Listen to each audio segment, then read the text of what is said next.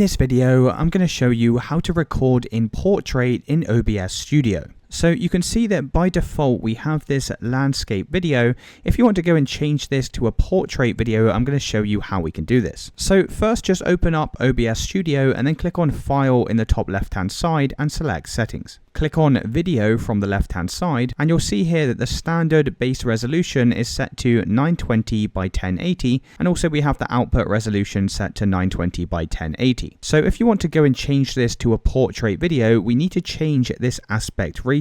So what we're going to do is just reverse these two numbers here, and we're going to type in 1080 by 920, and we're going to do the same for the output scaled resolution as well. So I'm just going to type in 1080 times 920, and once you've done that, you'll see the aspect ratio change to 9 by 16. So now if I go and press apply and OK, you can see that that will now change to a portrait video. And now all we need to do is simply resize this canvas here to make sure that it fits the full width of this screen. Now you may get some of the video cropped out because obviously we're trying to convert this landscape video into portrait. And once you're happy with the position here, you can just go and press start recording. And it's really as simple as that, guys. If you did find this video helpful, then let me know in the comments and I'll see you in the next one.